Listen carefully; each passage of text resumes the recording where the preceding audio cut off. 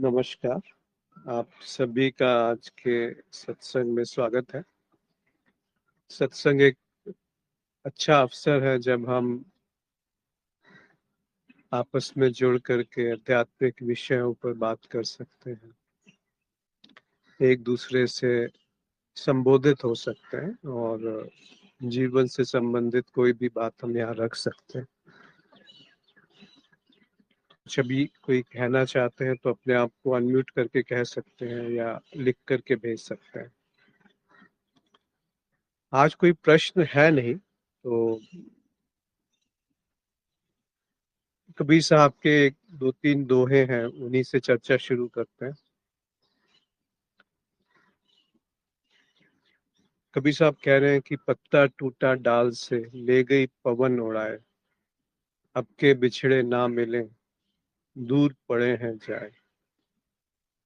यहाँ जो सीधा शाब्दिक अर्थ है वो एक तरह से ऐसा है कि वो आगाह कर रहे हैं कि ये जो संभावना है, ये जो आपको अवसर मिला है, उसे खोया ना जाए मनुष्य जीवन का, क्योंकि एक बार वो छूट गया फिर पता नहीं चलेगा कि हमें दोबारा वो कब मिले।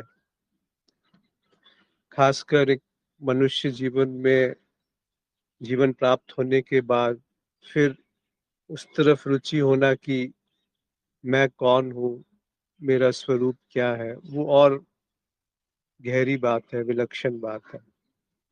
तो ये अगर इस तरफ थोड़ी रुझान है, थोड़ा रुचि है, तो वो कहीं गलती से छूट ना जाए।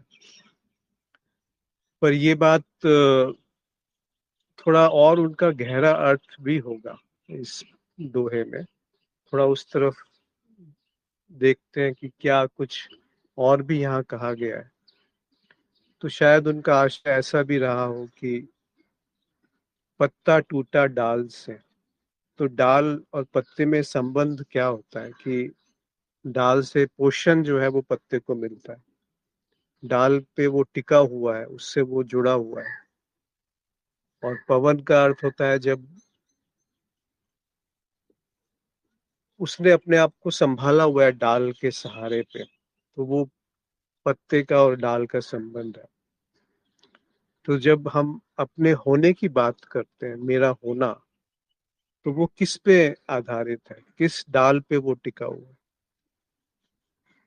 तो जब हम देखते हैं कि मेरा होना इच्छाओं पे टिका है, मेरा होना स्मृति पे टिका है, मेरा होना महत्वाकांक्षाओं पे टिका है, एक छवि पे टिका है, और वो जो छवि है वो मैं से बनती है, वो मुझसे बन रही है, तब तक अध्यात्म शुरू नहीं हुआ, क्योंकि ये दोनों एक दूसरे पर आधारित हैं, जुड़े हुए हैं। तो पवन का अर्थ है जब सहजता जीवन में आए, वो जो प्राण जीवन में प्रवाहित हो। तो जब ये संबंध टूटता है कि जिसको मैं समझता हूं कि मैं हूं, वहां पे जब प्रश्न चिन्ह लगता है, तो आप पाते हैं कि ऐसा कोई संबंध है नहीं। ये तो एक उदाहरण है कि पत्ता और डाली के बीच में एक भौतिक रूप से संबंध है, पर मेरा होना और जो वास्तविकता है, जो सत्य है, उसमें इस तरह का कोई संबंध नहीं है। जब ये दिख जाता है कि मैं जो है वो झूठ है, तो वो संबंध विच्छेद हो जाता है जो आभासीय रूप से जुड़ा हुआ था।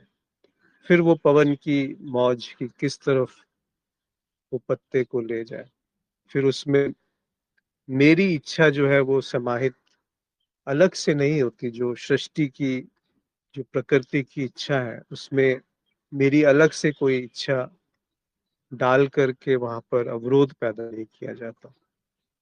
तो वो सहज बहाव है, सहज आनंद है कि किस तरफ, जिस तरफ मौज उस तरफ पवन की वो ले उड़े, अब के बिछड़े ना मिले। और इस तरह की जब समझ हो जाती है तो फिर वो पुरानी समझ में जाना लगभग असंभव है। फिर हम दोबारा से जाकर के उस पत्ते को उस डाल से नहीं जोड़ सकते। तो एक उदाहरण है, एक तरीका है, एक ढंग है कहने का कि अगर ये अवसर चूक गया तो आगे पता नहीं कब अवसर मिलेगा। दोनों तरीके से आप इसको जांच सकते हैं, देख सकते हैं कि जो पोषण मुझे मेरे होने पर मिलता है उस पे मेरा सारा संसार टिका है, और वो जो संसार का टिकना और मेरा होना, यानी जो क्रोध जैसे और मैं, ये दो बातें नहीं है, मैं ही क्रोध है। तो जो सारा संसार है वो उस जगह पे जाके विलुप्त हो जाता है, छुप जाता है, एक तरीके से समाप्त हो जाता है, क्योंकि मैं और संसार दो बात नहीं है। पर जो प्रकृति है वो वैसे की वैसी बनी हुई है, वो मेरे होने के भाव से पहले भी प्रकृति थी मेरा होने के बाद भी वो प्रकृति बनी रहेगी।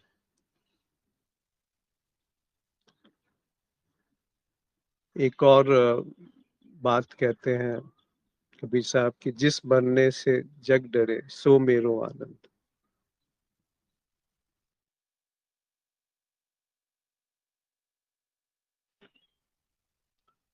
कब मरहूं कब देखी हूँ पूरन परमानंद। अब सीधी बात है कि वो यहाँ शरीर की मृत्यु की बात तो नहीं कर रहे, तो वो किस मृत्यु की बात कर रहे हैं कि जिस मृत्यु से मनुष्य डरता है, पर उस मृत्यु में मुझे आनंद मिल रहा है। फिर वही बात है जो कि मैं, मेरा होना, इसको कोई समाप्त नहीं करना चाहता। इसको हम स्वयंभू समझते हैं कि मैं हूं तभी तो अनुभव हो रहे हैं, मैं हूं तभी तो जीवन में अच्छाई और बुराई है, मैं हूं तभी तो जीवन है। तो उसकी मृत्यु की बात कर रहे हैं कि ये कहीं, ये जो होने का भाव है, यही तो झूठ नहीं है, कहीं यही तो यांत्रिक नहीं है, बनावटी नहीं है, कहीं और से आरोपित तो नहीं है। क्योंकि अगर हम अपनी छवि को हटा दें, दूसरे की छवि, वो भी हम ही बना रहे हैं, इन दोनों छवियों को अगर हम हटा दें, इन दोनों के बीच में जो संबंध है वो भी हटा दें, तो जो भी वस्तु है, जैसे कोई दो तरह की वस्तु होती है, एक वस्तुएं जो प्रकृति में पाई जा रही हैं और एक वस्तु जो उसकी छवि हमारे अंदर अंकित है, अंतर वस्तु। हम अंतर वस्तुओं को बदलते रहते हैं या बाहर की वस्तुओं को बदलते रहते हैं, पर उसके पीछे जो ढर्रा है मैं का, वो कायम रहता है। जैसे किस वजह से क्रोध आया, वो अलग अलग उसमें हम कारण ढूंढ लेंगे, बट वाकई अगर आप देखेंगे तो वो जो कारण है वो एक ही है, कि मेरी कुछ वहां पे महत्वाकांक्षा है कि ऐसा ही होना चाहिए, एक निष्कर्ष है कि यही बात सही है।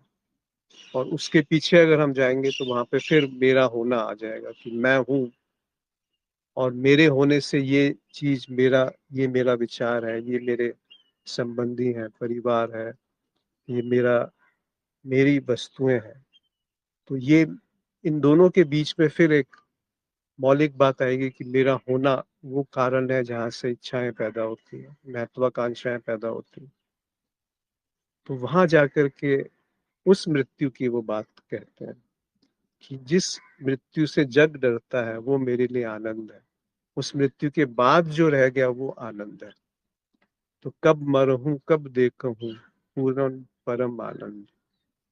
यदि वो उसकी वो कह रहे हैं कि वो इतना शुभ है कि अब इंतजार नहीं होता, अब प्रतीक्षा नहीं होती कि कब वो दिखे, कि मेरे बाद जो होना मात्र रह गया वही परम आनंद।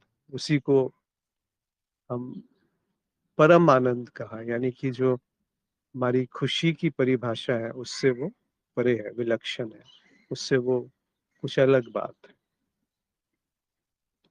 तो हम सुख और दुख अपने होने से निर्धारित करते हैं, अच्छाई और बुराई हम निर्धारित करते हैं, क्योंकि अच्छाई और बुराई की परिभाषाएं अलग अलग जगह पे बदल जाती है। कहीं कोई किसी और रूप से अच्छाई और बुराई को परिभाषित करेगा, कोई किसी और रूप से उसको बयान करेगा।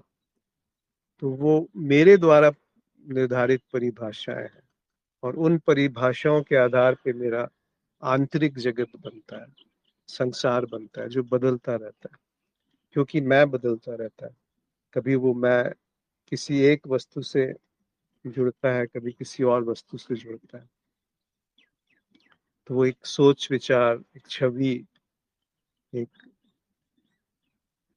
महत्वाकांक्षा, इच्छाओं का उत्पाद है मैं। इन सब का मिला जुला जो स्वरूप है वो मैं है। पर ये सारी की सारी चीजें जिस जगह टिकी हैं वो है परम आनंद। ना वो सुख है, ना वो दुख है, ना वो अच्छा है, ना वो बुरा है। और वही सुख है, वही दुख है, वही अच्छा है, वही बुरा है। बस मेरा जो हस्तक्षेप है, मेरा जो अनाधिकृत हस्तक्षेप है, जहाँ पे होना नहीं चाहिए वहां जाकर के मैं हस्तक्षेप कर रहा हूँ, अपनी टांग अड़ा रहा हूँ, उसको बस देखना मात्र। तो ये जो मैं का पूरा महल है, जैसे एक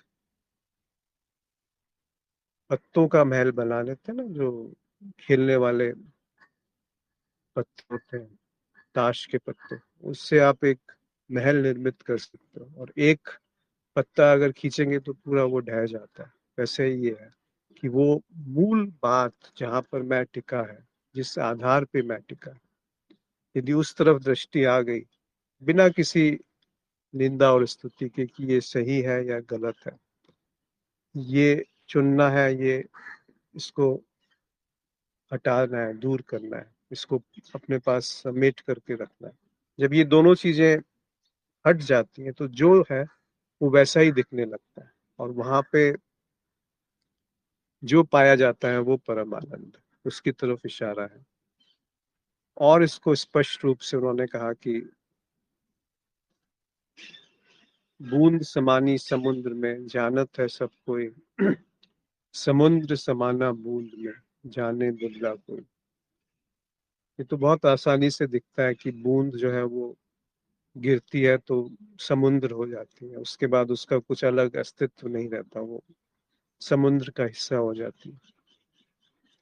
पर जो दूसरी बात है वो बड़ी विचित्र है, बड़ी अलग है, कि सारा का सारा समुद्र जो है वो एक बूंद में समाया हुआ है।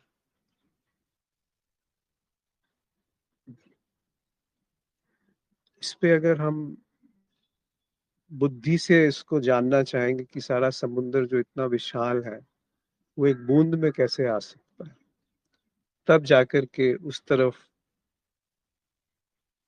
दृष्टि होगी कि मैं के अभाव में परम आनंद क्या है, पत्ते का टूटना क्या है डाली से। हम जिसे समझते हैं कि हम होश में काम कर सकते हैं, होश को संभाल सकते हैं और होश पूर्वक हम रह सकते हैं, हम जानते हैं कि होश क्या है, तो फिर वो वैसा ही है, वो उससे अच्छा है जो इस तरह बिल्कुल भी नहीं जानता कि ये क्या है। पर उसमें एक बहुत खतरा है कि मैं बना हूं और होश भी बना है। मैं होश में सारे कार्य कर सकता हूँ, मैं अपने जीवन को सुधार सकता हूँ, दूसरों के जीवन को सुधार सकता हूँ, अपने संबंधों को मैं अच्छा कर सकता हूँ। इस तरह से जब ख्याल आते हैं, ये ख्याल ही नहीं, हम ठोस इस निष्कर्ष पे आ जाते हैं कि मैं अपने जीवन को सुधार सकता हूँ, होश में रह करके उसको सुधार सकता हूँ। तो वो वैसा ही है जैसे एक बूंद सागर में समा गई। पर जब वो होश रह गया और मैं समाप्त हो गया, तो जो होगा वो बड़ा विचित्र है, वो फिर अनोखा है, वो अद्भुत है, वो सौंदर्य है, वो प्रेम है। यहाँ मैं का कोई नामो निशान नहीं। तो वो सारा समुंदर जो बुद्धि से नहीं जाना जा सकता, जो सोच विचार का उत्पाद नहीं है, जो बुद्धि का उत्पाद नहीं है, मतलब बुद्धि से नहीं बना है, तो जो बुद्धि का स्रोत है, वहां पर कुछ ऐसा घटता है जिसको कहा गया उन्होंने कि होश फिर हमारा उपयोग कर रहा है, होश हमारे जीवन को निर्धारित कर रहा है, संचालित कर रहा है कि क्या दशा और दिशा इसकी होनी चाहिए, क्या सही है, क्या गलत है। फिर भी सही गलत जीवन में दिखेगा, पर उसमें कोई देखने वाला नहीं होगा। उस दशा को उन्होंने कहा है कि वो दिखना जिसमें कोई देखने वाला नहीं है। यानी वो दो नहीं है। वो ऐसा नहीं है कि बूंद कहीं जा करके समुद्र में समा जाएगी। एक कोई विलक्षण सी स्थिति होगी जब हम समाधि को उपस्थित हो जाएंगे, संबोधि को प्राप्त हो जाएंगे, ऐसा कुछ नहीं कहा। बल्कि विचित्र बात है कि जब वो पूरा का पूरा समुद्र एक बूंद में समा गया। अब ये बुद्धि से नहीं जाना जा पाएगा। एक तरह से ये उलट बांसी है कि जिसको हम सही समझते हैं, बूंद का समुद्र में समा जाना, वास्तव में वो तथ्य नहीं है, वो सत्य नहीं है। असल बात है जब समुद्र एक बूंद में समा गया। अब देखिए ना, ये पूरी जो पृथ्वी बनी है उसी अनुपात में ये पिंड बना है, शरीर बना है। इसमें सब कुछ, लगभग सारे मेटल्स, नॉन मेटल्स, सब कुछ वैसा ही है जैसा पृथ्वी में है। ये सारा जो हमारा सौर मंडल है वो वैसा ही है जैसा एक एटम के चारों तरफ इलेक्ट्रॉन्स घूम रहे हैं। वो वैसा ही है जैसा पूरी गैलेक्सी में बनावट है। तो जो पूरा का पूरा गैलेक्सी है वो एक पिंड में भी समा गई है। उससे भिन्न नहीं है, उससे वो अलग नहीं है, मौलिक रूप से अलग नहीं है। कब ये दिखता है? जब फिर से वही बात आती है जहां मैं का विसर्जन है, जहां मैं एक केंद्र के रूप में अपने आप को अलग स्थापित करके बूंद समझ करके समुन्द्र में मिलने का प्रयास नहीं करूं। तब वो बात समझ में आती है कि समुन्द्र कैसे एक बूंद में समा सकता। वो एक काव्यात्मक रूप से कहा गया है, पर और कोई ढंग नहीं है सत्य को काव्यात्मक रूप के बिना कहने का, और कोई तरीका नहीं है उसको अभिव्यक्त करने का जो अभिव्यक्त किया नहीं जा सकता। तो इसको ऐसे मत समझिए कि बहुत कोई विशेष बात है। इसको अपने जीवन से जोड़ करके देखिए कि क्या ऐसा है कि कुछ है जो मेरी बुद्धि से परे है, जो बुद्धि के द्वारा बनाया नहीं गया। जैसे सामने ये पेड़ है, इस पेड़ को बुद्धि ने नहीं रचा है। ये मेरे होने से पहले भी पेड़ यहाँ था। कई पेड़ जो है वो 200 साल पुराने होते हैं। तो उस मेरे होने से पहले भी पृथ्वी थी, और मैं यानी ये शरीर यदि नहीं रहेगा तब भी पृथ्वी व्याप्त रहेगी। तो ये जो मैं है, जो थोड़े से समय के लिए पानी के बुलबुले के समान प्रकट होता है और विलीन हो जाता है, क्या वो उसको समा सकता है अपने अंदर जो उससे पहले था या उसके बाद में रहेगा? तब जाकर के वो मैं जो है उसकी मृत्यु है। तब जाकर के वो वहां वो प्रकट है जो पहले से ही उपलब्ध है। इसीलिए मनुष्य जीवन की उन्होंने महिमा गाई है कि इस अवसर को मत चूको, और उस तरह से मत जियो जैसे दुनिया समझती है कि जहाँ जीवन है। उस तरह से भी मत जियो जहाँ पर हम अध्यात्म के नाम पर कुछ पाने चले, कुछ करने चले, कुछ होने चले। उस तरह से भी मत जियो जो जुड़ गया है किसी से, चाहे वो मेरे होने का भाव ही क्यों ना। तो जैसे पत्ता डाली से जुड़ा है, या जैसे बूंद समुन्द्र में समा रही है, यानी कि मैं एक अभ्यास करके, गति करके कुछ पाना चाहता हूँ। और उस तरह से भी मत जियो जो कि जिसको मैं सुख समझ रहा हूँ, आनंद समझ रहा हूँ। मेरे लिए आनंद वही है जहाँ पर मैं नहीं।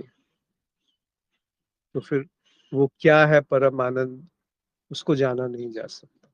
कैसे नहीं जाना जा सकता? जहाँ पे समुन्द्र बूंद में समा जाए।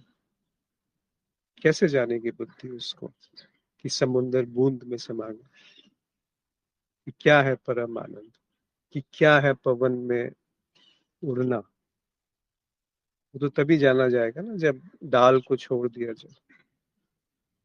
बड़े सुंदर रूप से अलग अलग उपमा देकर के कबीर साहब कहते हैं कि देखो, तुम अपने आप को क्या समझ बैठे, किस चीज से तुम जुड़े हो। कौन सी तुम साधना करके समुद्र में समाना चाहते हो? किसको तुम मृत्यु समझते हो और किसको जीवन समझते हो? किसको तुम आनंद समझते हो या सुख समझते हो और किसको तुम परम आनंद समझते हो? क्या वो बुद्धि से जाना जा सकता है? क्या वो मैं अनुभव कर सकता हूँ? क्या समुंदर का बूंद में समाने का अनुभव मैं कर सकता हूँ? उसको मैं जान सकता हूँ कि उसका अर्थ क्या है? तो वो एक रहस्य दर्शिता है, एक ऐसी बात है जो मेरे समाप्त होने के बाद प्रकट होती है। इसीलिए मैं कभी नहीं जान पाऊंगा कि होश क्या है। मैं होश का अभ्यास करूंगा तो वो अच्छा है, पर उसमें खतरा ये है कि मैं और सूक्ष्म रूप से वहां बना रहा। इसीलिए अध्यात्म में खतरा है कि मैं प्रयत्न करके कुछ पाना चाह रहा हूँ। नहीं पता कि ये बात बुद्धि को जचेगी कि नहीं जचेगी, पर उससे फर्क क्या पड़ता है? उसका औचित्य क्या है? उसका उसका महत्व क्या है? उस तरफ जहां पर समुंदर एक बूंद में समा रहा, उस तरफ जहां पर पत्ता पवन के साथ बह चला, उस तरफ जहां पे मैं की मृत्यु हो चुकी।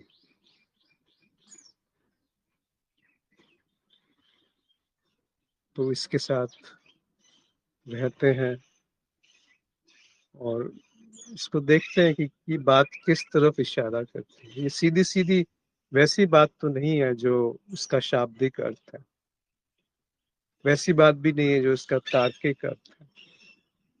इसका जो मर्म है, इन दोहों का जो मर्म है, उसको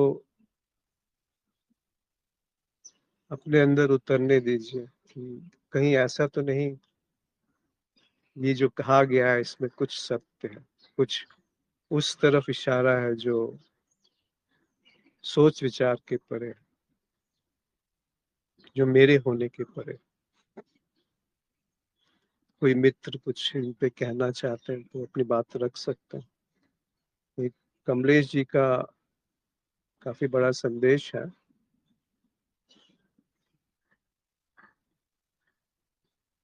अस्तित्व का दूसरा भाग अनंत होने पर भी वह अनुभवकर्ता के अंदर है।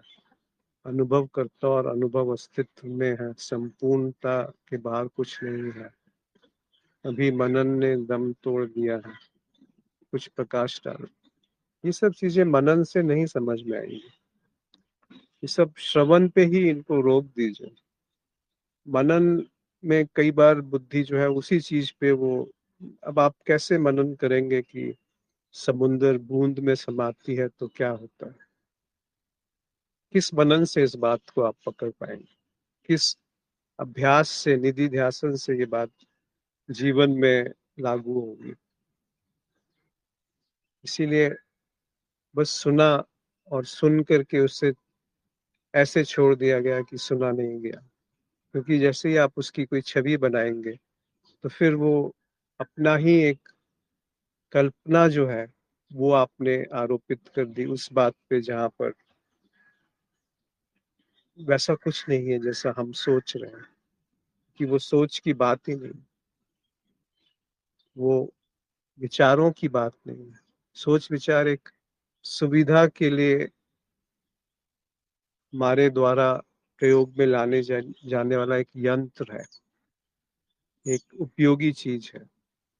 पर वही सोच विचार जब आत्म अनुसंधान की तरफ जाता है तो वो एक अवरोध है।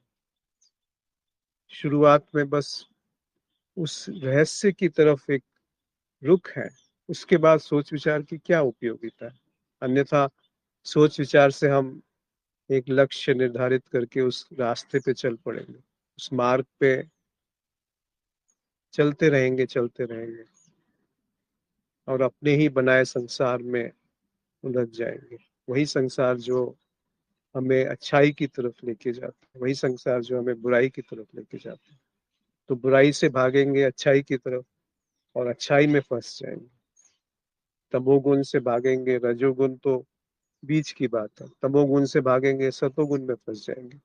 फिर सतोगुण ही तमोगुण का एक स्वरूप हो जाएगा। ऐसा नहीं है कि सतोगुण श्रेष्ठ है तमोगुण से, या तमोगुण बुरा है सतोगुण से, क्योंकि सतोगुण में अहम जो है वो और पुष्ट है, और सूक्ष्म है, और पारदर्शी है, और पकड़ना उसको मुश्किल है। जब हम तमोगुण में होते हैं तो फिर भी कभी कभी चेत आती है, जाग आती है कि ये बात ठीक नहीं है। पर सतोगुण में तो हम उसको कभी ऐसा नहीं कहते कि ये बात ठीक नहीं है। तो हम बने हैं और वो अच्छा होना भी बना हुआ है। मैं भी बना हूं और विनम्रता भी बनी हुई है। मैं भी बना हूं और दान देना बना हूं। मैं बना हूं और होश में चलना बना हूं। तो बहुत खतरा है उस तरफ। मैं बना हूं और सिद्धियां बनी हुई। मैं बना हूं और कुछ पाना बना हुआ है। मैं बना हूं और दुनिया को बदलना बना हुआ। तो आप देखेंगे कि उस तरफ कभी दृष्टि नहीं गई जहां पर कभी सा मृत्यु की बात कह रहे हैं। क्यों कहते हैं कि जब मृत्यु है तो वो है पूर्ण परम आनंद, वही पूरा होना है। किसकी मृत्यु? उस मैं की मृत्यु जो अपने आप को अलग करके किसी केंद्र से जोड़ रहा है, किसी वस्तु से जोड़ रहा है, चाहे वो बाहर की वस्तु हो या अंतर वस्तु। तो एक वस्तु है जिसको जाना जा रहा है, और एक वस्तु है जो उसी अंतर वस्तु से बन करके उसको जान रहा है। तो इसको ज्यादा जटिल मत करिए, इसको ज्यादा मनन मत करिए इन सब चीजों पर, क्योंकि वो दिखता है तो तत्क्षण दिखता है कि ऐसा है। फिर जैसा वो एक बार दिख गया तो दोबारा उससे नहीं जुड़ सकता। जैसे पत्ता एक बार टूट गया तो दोबारा उस डाली से जाके नहीं जुड़ सकता। वैसे ही एक बार ये दिख गया कि ये झूठ है, माया। माया मतलब ये मेरा होना झूठ है।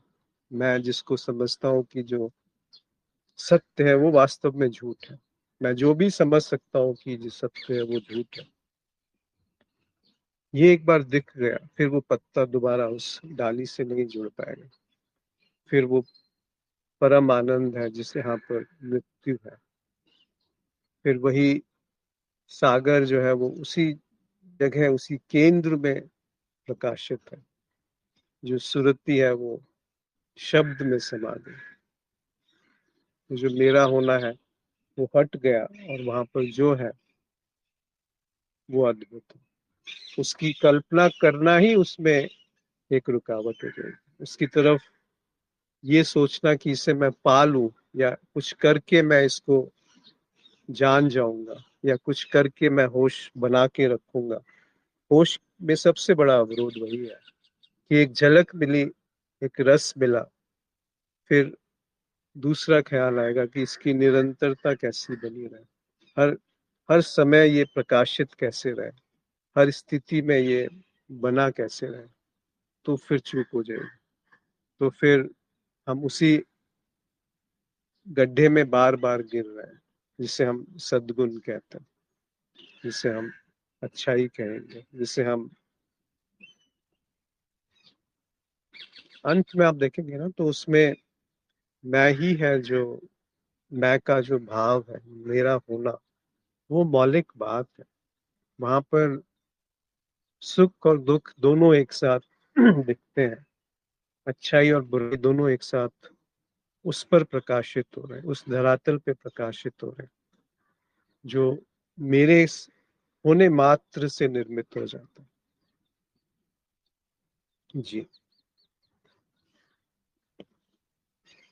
कोई मित्र कुछ कहना चाहते हैं आज की चर्चा में या किसी और विषय पर?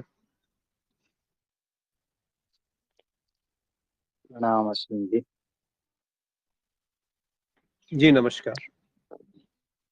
जी, थोड़ा कुछ बात मैं इस पर रखना चाहूंगा। अगर मेरे से कहीं भूल हो रही होगी तो थोड़ा आप मार्गदर्शन जरूर करेंगे। ये जो लास्ट लाइन है, बूंद समानी समुद्र में, जानत है सब कोय। ये तो सब कोई जानता है, जो ऊपर वाला लाइन है। जो नास्तिक है वो भी जानता है, जो आस्तिक है वो भी जानता है, सब है कि एक कोई है, वहां से हम सब आए हैं, समुद्र की हम बूंदे हैं, समुद्र अलग है। लेकिन ये जो दूसरा लाइन है, समुद्र समाना बूंद में, जाने बिरला कोई, ये असली चीज। समुद्र से बूंद नहीं आया है। इस ये बूंद, ये बूंद ही है। इस बूंद से समुद्र बन रहा है। ये समझने का चीज है। थोड़ा सा इसमें मैं विचार रखता हूँ। जैसे अभी हम जागृत अवस्था में हैं, तो अभी कितना सब कुछ दिख रहा है। संसार दिख रहा है, जितनी हमारी मान्यताएं हैं, सब कुछ जितना हम सोच भी सकते हैं, वहां तक कितना विराट दिख रहा है। लेकिन जिस क्षण हम इन मन बुद्धि से अलग होते हैं, चित्त से अलग होते हैं, जैसे सुषुप्ति अवस्था में जाते हैं या समाधि अवस्था में जाते हैं, कहाँ चला जाता है? पूरा समुद्र चला गया इस बूंद में। इसी और जब फिर ये होता है, जब हम जगते हैं, मन बुद्धि का आसरा लेते हैं, सहारा लेते हैं, तो क्या है, फिर से ये सारा समुद्र बन जाता है। और ये फिर भ्रम उत्पन्न हो जाता है कि उस समुद्र से मैं बूंद आया। लेकिन असलियत में क्या हो रहा है, इसी बूंद से ये सब कुछ बन रहा है, और सब इसी बूंद में समा रहा है। यही बूंद है। यही मैं रहित होश, जो आप कह रहे हैं, मैं रहित होश। और देखना क्या है जिसमें देखने वाला ना हो, उसको बूंद भी क्या कहना। वही है बस। जी प्रणाम। जी आभार आपका नारायण जी, आपने बिल्कुल सही और सटीक शब्दों में अपनी बात रखी।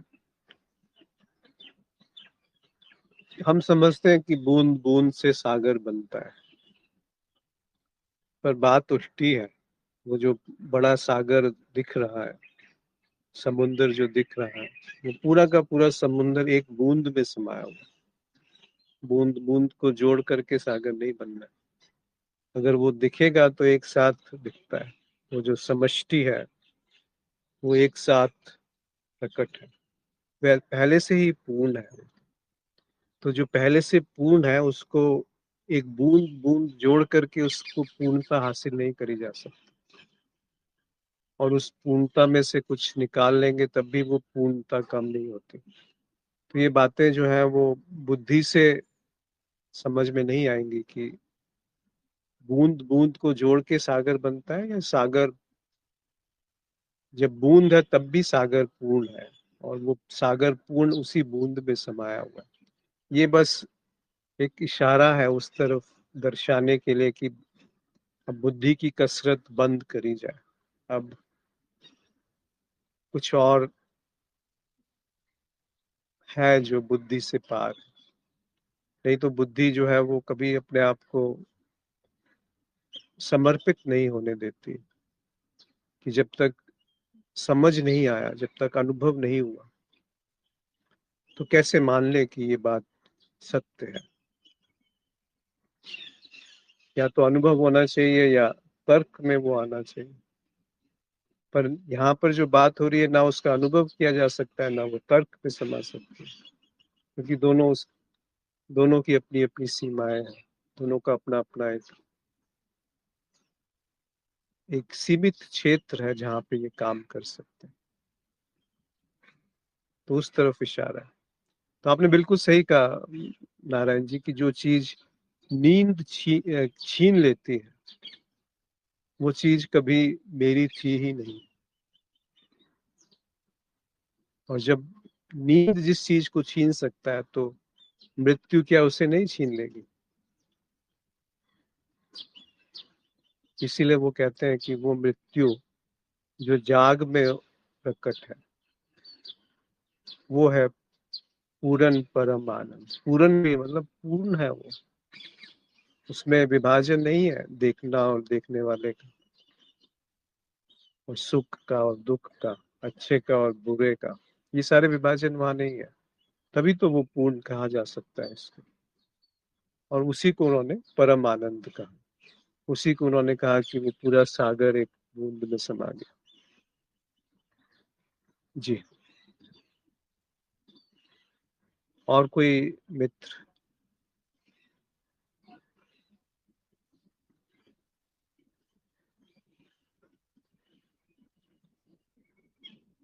बहुत कठिन बात नहीं है, ऐसा नहीं है कि कोई मानसिक कसरत करने के बाद ये बात समझ में आएगी, क्योंकि जो भी समझ में आएगा वो मुझसे छोटा हो गया। मैं बड़ा हूं और मेरी समझ मुझसे छोटी है, मैं बड़ा हूं और मेरा अनुभव मुझसे छोटा है। वो क्या है जहां पर कोई विभाजन नहीं है, जहां पर मैं रूपी कोई विभाजन नहीं है। मैं ही तो विभाजन है, मैं ही वो केंद्र है जहां से चुनाव होता है सही गलत का, सद्गुण का तमोगुण का, अच्छे संबंध का बुरे संबंध का, एक संबंध में सुधार करने का। क्या हम जो संबंध, जो स्थिति हमारे सामने प्रकट है, उसको ऐसे ही देख सकते हैं कि वो एक वस्तु की तरह प्रकट है, और वो जो उस वस्तु को देख रहा है वो उस वस्तु से भिन्न नहीं है। अगर बीच में से निंदा और स्तुति लग जाए, कंडेमिनेशन और जस्टिफिकेशन, ये दोनों चीजें अगर हट जाए, तो आप पाएंगे कि जो प्रकाशित करने वाला है और जो प्रकाशित कर रहा है, ये दो अलग बात नहीं है। इनमें विभाजन तभी होता है जब या तो हम किसी चीज को सही ठहराते हैं या किसी चीज को गलत ठहराते हैं। ये सही ठहराना और गलत ठहराने का पैमाना क्या है? तो वो है ढर्रा, वो है पैटर्न, जिसकी तरफ हम देखते नहीं है, जिसकी तरफ हमारी दृष्टि, हमारा रुख नहीं होता। ढर्रा सब में एक है, वस्तुएं बदल रही हैं, फिर भी हम इस बात को नहीं देख पाते। और उस ढर्रे का जो आधार है वो है मेरा होना। वो मेरा होना सब में एक है, उसकी जो सामग्री है, जो वस्तुएं, अंतर वस्तुएं, वो बदली हुई है। पर वो जो मेरा होना है उसका भाव अलग नहीं है, और उस मेरा होना ही इस पूरे बंटवारे का, विभाजन का आधार है। क्योंकि मैं हूं तो दूसरा है, तो वस्तु है, तो अनुभव है, तो मनन है, तो समझ है, तो संबोधि है, तो गुरु है, तो शिष्य है। इस तरह के सारे विभाजन तो संबंध है। तो बूंद जो है वो सागर की तरफ गति कर रही है, तो जो पत्ती है वो किसी चीज से चिपकी हुई है, अटकी हुई है। तो जो जीवन है वो बनाए रखने की संभावना वहां व्याप्त है, तो मृत्यु से डर है। तो उस मैं की तरफ जब रुख हो जाता है, उस मैं की तरफ बिना उसको सही ठहराए या गलत ठहराए, या बिना उसकी किसी पूर्वाग्रह, पूर्व आधारित छवि लिए हुए, मतलब कि वो ऐसा है, ऐसे शास्त्र में ऐसा लिखा है इसीलिए वो ऐसा है, ऐसे गुरु ने कहा है इसीलिए वो ऐसा है, बिना इस पूर्वाग्रह के, बिना सही और गलत ठहराए, यदि उसको वैसा ही देखा गया जैसा वो है, तो फिर चुनाव कहाँ बचेगा, तो विभाजन कहाँ बचेगा, फिर आप में और मुझ में विभाजन कहाँ बचेगा, फिर संबंधित होना कैसे संभव है, फिर सही करना कैसे संबंधित है, फिर ये जो प्रकृति है और जो प्रकृति को जान रहा है पुरुष, इनमें विभाजन कैसे रह गया, कहाँ रह गया? तो आप पाएंगे कि वो एक बूंद की अपनी परिकल्पना की मैं समुंदर से अलग हूँ, इस पूरे खेल को शुरू करती है। और हम समझते हैं वो बूंद समुंदर से मिल जाएगी तो खेल समाप्त हो जाएगा। पर वो खेल वैसे समाप्त नहीं होता।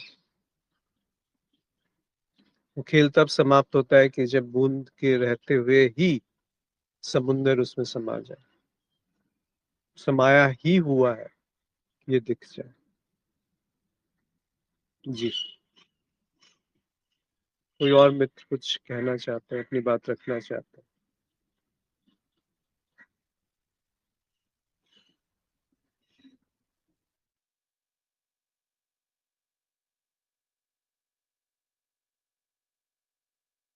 दिखने की बात है, करने की बात नहीं। वो दिखने की बात जहाँ पर मैं कुछ कर नहीं रहा हूँ उस दिखने में। देखिए ना आप, अभी जो दिख रहा है उसमें आपकी क्या भूमिका है देखने में? ये जो चिड़ियों की आवाज कान में पड़ रही है, इसमें मेरी क्या भूमिका है? क्या उस आवाज को पकड़ करके मैं कानों में डाल रहा हूँ, फिर उसको किसी यंत्र से बदल रहा हूँ? उसमें मेरी क्या भूमिका है? वो जो आवाज पड़ी और उसका जो सुनना घटा, सुनने के बाद मैं प्रकट होता है कि ये आवाज कोयल की है, ये कौवे की है, तोते की है, या इस बात का ये अर्थ है। यहाँ तक कि सुना गया, और अगर सॉफ्टवेयर में वो पहले से इंस्टॉल्ड है तो उसका अर्थ प्रकट हो जाता है। पर उसके अर्थ प्रकट होने के बाद निंदा स्तुति में मैं प्रकट हो जाता हूँ कि पहले ऐसा हुआ था, इसीलिए ये जो अर्थ निकला है उससे मुझे इस तरीके से प्रतिक्रिया करनी है उसमें। तो प्रतिक्रिया के रूप में मैं उपस्थित हूँ वहां पर। उस प्रतिक्रिया को ही निंदा स्तुति कहते हैं। सही ठहराना या गलत ठहराना, अच्छा कहना या बुरा कहना, अपना कहना या पराया कहना, सुख कहना या दुख कहना, जीवन कहना या मृत्यु कहना, प्रकाश कहना या अंधकार कहना, संसार कहना या अध्यात्म कहना। ये सारा जो विभाजन है ये वहीं से आया है, जहाँ पर वो एक प्रतिक्रिया के रूप में प्रकट हुआ। अगर वो प्रतिक्रिया नहीं है तो वहां केवल क्रिया है, ऐसी क्रिया जहाँ पे कोई करने वाला नहीं है, जहाँ पे कोई अलग सत्ता नहीं है जो ये दावा करती है कि ये मैंने किया। तो इसका अर्थ ये नहीं है कि जीवन समाप्त हो जाएगा। जब कबीर साहब कहते हैं कि जिस मरने से जग डरे सो मेरो आनंद, तो वो जीवन की समाप्ति की बात नहीं कर रहे हैं, शरीर की समाप्ति की बात नहीं कर रहे। ये तो बिल्कुल जाहिर है कि वो मृत्यु की, भौतिक मृत्यु की बात नहीं कर रहे। तो वो किस मृत्यु की बात कर रहे? वो उस मृत्यु की बात कर रहे हैं जिस बुद्धि में ये निष्ठा है कि मैं इस जीवन में कुछ सुधार कर सकता हूँ, उसकी मृत्यु की बात कर। उनका जीवन देखिए ना, बिल्कुल एक बहती हुई धारा की तरह है, कोई आग्रह नहीं। पर इसका अर्थ ये नहीं कि वहां पर रस नहीं, बल्कि रस तो वहीं उपस्थित है जहाँ कोई आग्रह नहीं है। जहाँ थोड़ा सा भी आग्रह है तो रस कैसे हो सकता? जी। और कोई मित्र कुछ कहना चाहते हैं, अपनी बात रखना चाहते हैं? अपने को अनम्यूट करके कह सकते हैं, वो ज्यादा उचित रहता है।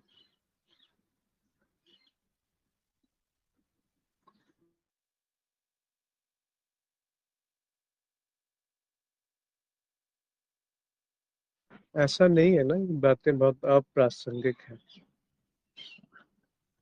ऐसा नहीं है कि ये बातें अव्यवहारिक है।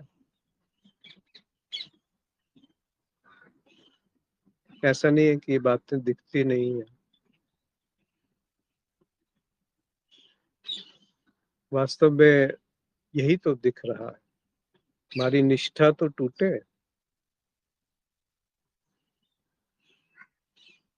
अगर बुद्धि पर निष्ठा है तो कैसे देख पाएंगे कि समुंदर बूंद में समा सकता है? कैसे देख पाएंगे कि जीवन रहते हुए मृत्यु क्या है वो जाना जा सकता है। वो वाली मृत्यु नहीं जो मरने के बाद क्या होगा वो देखना। वो मृत्यु जहाँ पर मैं कर्ता के रूप में मौजूद नहीं है।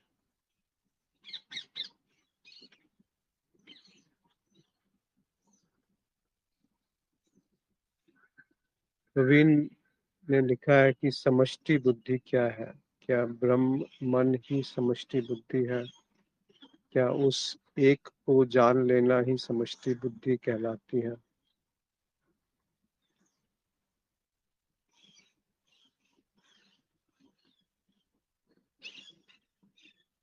समष्टि बुद्धि आप ऐसे समझिए कि वो मनुष्य चेतना, उसको आप कह सकते हैं कि जो ढर्रे हैं, जो पैटर्न है, वो सब में एक जैसे हैं। वो समष्टि बुद्धि है। वो ढर्रा, जैसे मैं का ढर्रा 1000 साल पहले था, वही मैं का ढर्रा अभी भी है। जैसे भय, उसकी वस्तुएं बदल रही हैं, उसमें प्रभाव बदल रहे हैं, उसके कारण भी बदल रहे हैं, पर जो उनके पीछे जो ढर्रा है वो एक ही है। वो समष्टि बुद्धि है जो एक दूसरे से जुड़ी हुई है। अब क्या यहीं पर अंत है? क्या समष्टि बुद्धि ही अंत है? क्या मनुष्य चेतना ही अंत है? एक बात है ये जानना कि सारी मनुष्य चेतना एक है, आपस में वो जुड़ी हुई है। और दूसरी बात है कि वो जो कुछ है जो मनुष्य चेतना के ढंग से, उसके ढर्रे से निर्लिप्त है, अकलुषित है, निरंजन है, उस उसकी तरफ दृष्टि होना शुभ है। ना कि इस विश्लेषण में पढ़ना कि ये जो मनुष्य चेतना है या समष्टि की जो बुद्धि है, ये एक है कि विभाजित है। और अगर एक है तो इसको जाना कैसे जाएगा? क्या है जहाँ पे ये जाना जा पाएगा कि ये समष्टि बुद्धि एक है या मनुष्य चेतना एक है? कैसे जान पाएंगे उसको? फिर विभाजित होकर के ही उसको जाना जाएगा। तो फिर जो जान रहा है उस एकता को, वो उस एकता से अलग हो गया। वो एक नहीं रहा फिर। क्या ब्रह्म मन ही समष्टि बुद्धि है? ब्रह्म मन मैंने सुना नहीं कभी कि क्या शब्द है। क्या उस एक को जान लेना ही समष्टि बुद्धि कहलाती है? पर इस यही तो मौलिक बात है। क्या है जो उस एकता को जान पाएगा? उस एकता को जानने के लिए कुछ उससे भिन्न होना पड़ेगा। और यदि वो भिन्न हो गया तो फिर वो उसका हिस्सा नहीं रहा जो एक है, जो एक है जिसमें कभी विभाजन नहीं हुआ। तो इसको दो तरीके से देख सकते हैं। एक, कि जो भी मैं जानूंगा वो मनुष्य चेतना के अतिरिक्त कुछ नहीं है, या समष्टि बुद्धि के अतिरिक्त कुछ नहीं है। दूसरा, जो इसको जान रहा है वो इससे भिन्न होते हुए भी इससे भिन्न नहीं है। अन्यथा वो जानने की क्षमता नहीं होती कि मनुष्य चेतना एक है। यानी समष्टि बुद्धि बिना बुद्धि का उपयोग किए उस स्रोत को कैसे जान पाएगी जो उस समष्टि से अलग भी है और उसमें समाया भी है।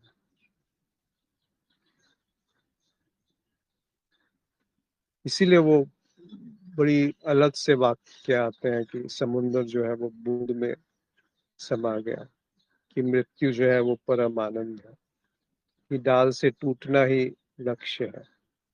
इस तरह के वाक्य तभी आ सकते हैं जब हमारी निष्ठा बुद्धि में से हट गई, चाहे वो व्यक्तिगत बुद्धि हो या समष्टि की बुद्धि हो। उन दोनों में से निष्ठा भंग हो गई, तभी तो आप ऐसी बात कह पाएंगे कि ये समष्टि बुद्धि एक है। क्योंकि जो इसको एक कह रहा है वो इससे भिन्न नहीं हो सकता। अगर भिन्न हो गया तो फिर बहुत आसान बात हो जाएगी।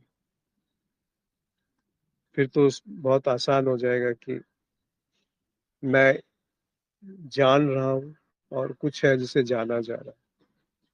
मैं जो जान रहा हूँ वो अंतिम बात है, वो श्रेष्ठ है, वो अंतर्यामी है, वो सर्वव्यापक है। इसकी भी एक धारणा बन जाएगी बुद्धि में, और उस धारणा को बुद्धि सिद्ध करने चल पड़ेगी। वहां पे गलती हो जाती है। जी।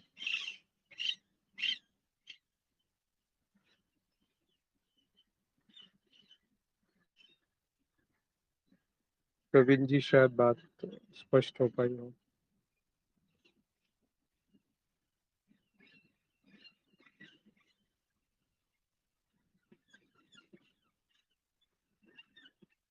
बुद्धि से रचना यानी बुद्धि को ही रचना, बुद्धि को जानना यानी खुद को ही जानना, खुद को ही स्थापित करना।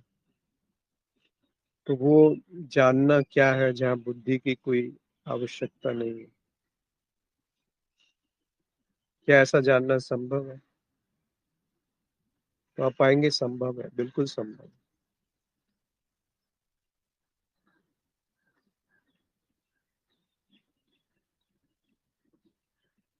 और कोई मित्र कुछ कहना चाहते?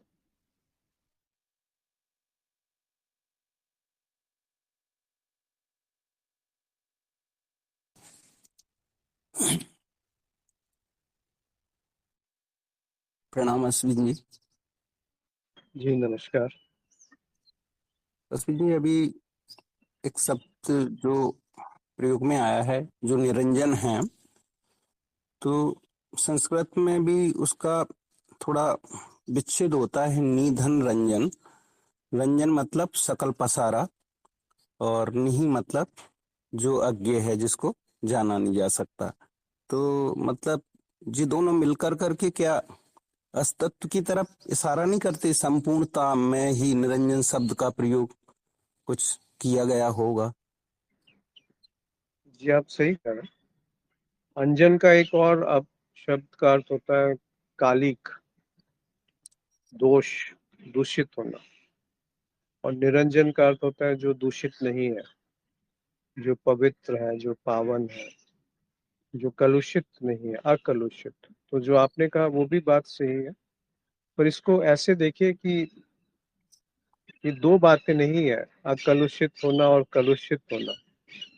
क्योंकि बुद्धि फिर इस पे विभाजित कर देगी कि एक अंजन है, एक निरंजन है। अंजन और निरंजन का विभाजन झूठ है, उस तरफ निरंजन शब्द का इशारा है। क्योंकि ये निषेध या निषेधात्मक रूप से कहा गया शब्द, या इस तरह के जितने भी शब्द हैं अध्यात्म के, सब निषेधात्मक रूप से कहे गए कि ऐसा नहीं है, ये नहीं है, ये नहीं है। ये नहीं कहा गया कि ये क्या है। तो क्या है, इस पे बुद्धि तुरंत दौड़ के पहुंच जाना चाहती है कि अच्छा ऐसा है। तो फिर वो जो इशारा था, वो जो मर्म था, वो छूट जाएगा, वो दूषित हो जाएगा, वो निरंजन नहीं रहेगा। यदि हमने निरंजन शब्द को परिभाषित कर दिया तो वो बुद्धि में समा गया, फिर वो समष्टि समष्ट बुद्धि में समा गया। जबकि अभी जो बात हो रही है वो उल्टी बात हो रही है कि जो सागर है वो बूंद में समा रहा है, उल्टी गंगा बह रही है।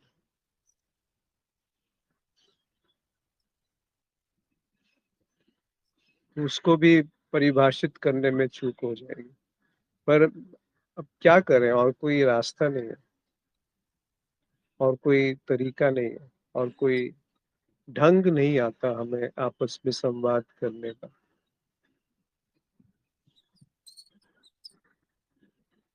जी।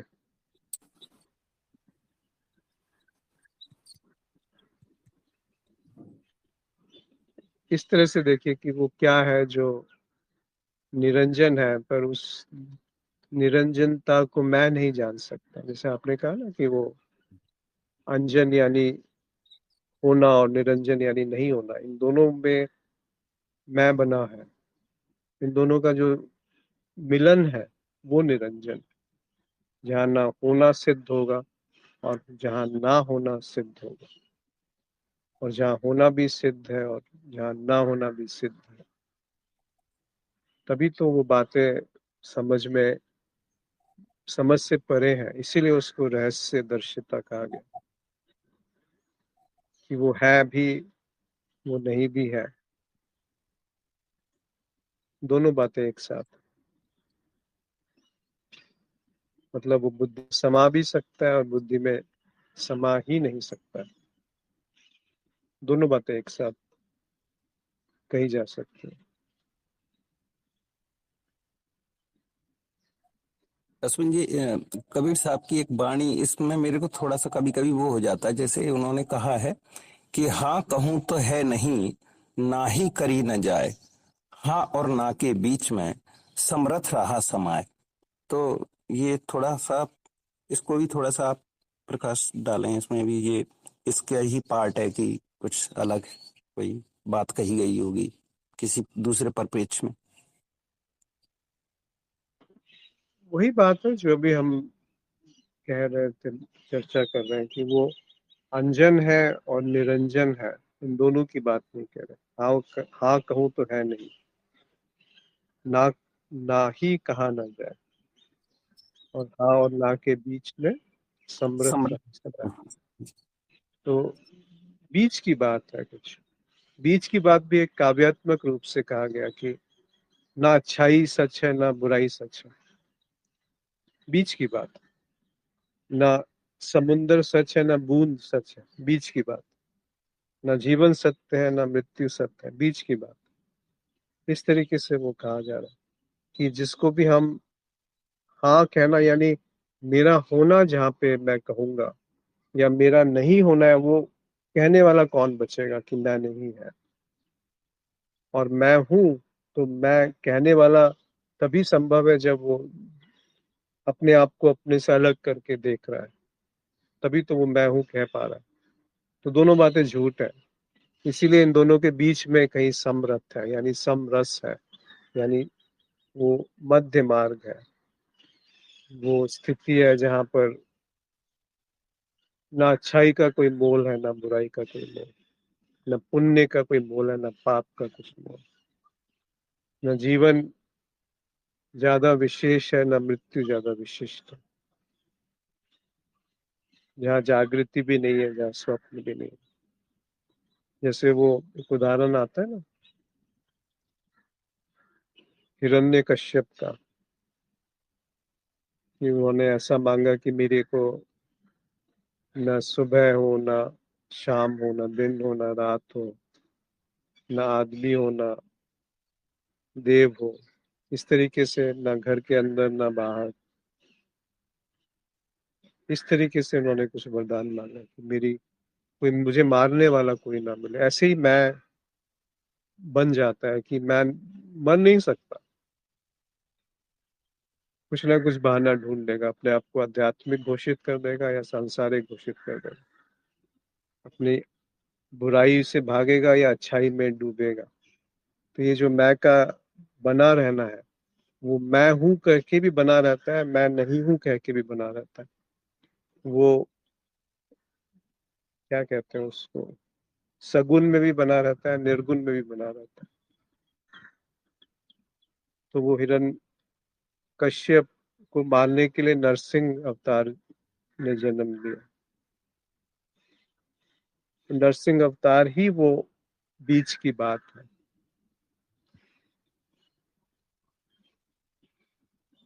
जहां पर अच्छा और बुरा दो नहीं है। इसका मतलब ये नहीं कि अराजकता है, इसका मतलब ये नहीं कि बुराई में हमें डूब जाना है, क्योंकि अच्छाई तो है ही नहीं, तो जो हम कर रहे हैं बुरा ही सही, कहने का अर्थ वो है ही नहीं, फिर मर्म से चूक जाएंगे। कहने का अर्थ है कि जिसको हम बुरा कहते हैं, क्या वो वास्तव में निरपेक्ष रूप से बुरा है, और जिसको हम अच्छा कहते हैं क्या वो वास्तव में निरपेक्ष रूप से अच्छा है, तो फिर सब सापेक्ष हो गया, रिलेटिव हो गया। अगर सब रिलेटिव है तो जो मेरा होना और मेरा नहीं होना ये किस पे टिका है? ये भी रिलेटिव है, एक पे दूसरा आश्रित है। इसीलिए उन्होंने कहा कि जहां पे दोनों समाहित है एक तरफ, वो समृद्ध है, यानी वो समृद्ध है, यानी वहां पर समृद्धि है, या वहां पर वो है जो बुद्धि के परे है, वहां पर वो है जहां पर समुद्र बूंद में समा, वहां पर वो है जहां पर जीते जी मृत्यु है और मरते ही परम आनंद है। उस जीते जी मृत्यु में परम आनंद है। जी।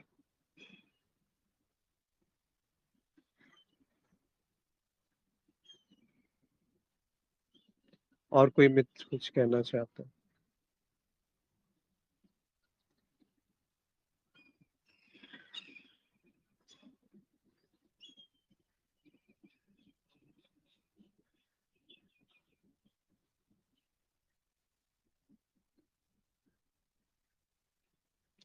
आज यही समाप्त। अच्छा, एक प्रश्न आया है या टिप्पणी आई है नित्य दृष्टि जी की कि क्या समष्टि बुद्धि एक कल्पना है जहाँ ईश्वर की कल्पना जो इस संपूर्ण प्रकृति को जानता है, क्या कोई है जिसके द्वारा सृजन हो रहा है, वह इसको जान रहा है? क्या सब कुछ स्वतः ही नहीं हो रहा है, कोई करने वाला या जानने वाला नहीं है? हाँ, अपने अपने ही प्रश्न में सारे उत्तर दिए हुए हैं।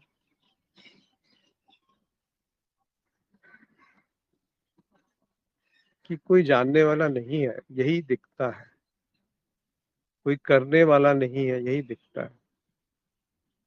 तो समष्टि बुद्धि या सारी बुद्धि समष्टि की बुद्धि एक है, इसको भी कैसे जाना जाएगा?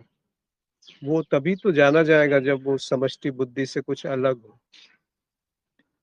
इस ईश्वर की कल्पना भी कैसे होगी जब हम अपनी महत्वाकांक्षाओं से ईश्वर को बनाते हैं, अपने स्वार्थ से उसका निर्माण निर्माण करते हैं या भय से उसका निर्माण करते हैं, फिर उसी को पूजते हैं। तो एक ऐसे ईश्वर की कल्पना करना जो सब कुछ जानता है, जो सर्वव्यापी है, जो सर्व ज्ञानी है और सर्वशक्तिमान है, वो बहुत आसान है मन के लिए। क्यों? क्योंकि उसे एक सहारा मिल गया अपना पूरा बोझ वहां पे डाल देने का। कहते हैं ना कि डूबते को तिनके का सहारा मिल गया। या कोई है जिसके द्वारा सृजन हो रहा है, सृजन हो रहा है, बस इतना मात्र काफी है। जैसे एक फूल, उसका जब सृजन हो रहा है तो वहां कोई सृजन करने वाला थोड़ी है। उसका जब विनाश हो रहा है तब भी कोई विनाश करने वाला थोड़ी है।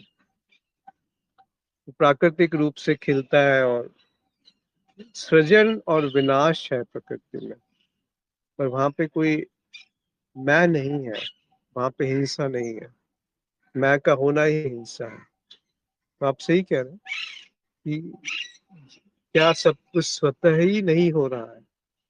ऐसा ही है कि सब कुछ स्वतः ही हो रहा है, कोई करने वाला या कोई जानने वाला नहीं, ऐसा ही दिखता है। इसमें बड़ा सौंदर्य है, इसमें बड़ा रस है, इस अंतर्दृष्टि में बहुत रस है।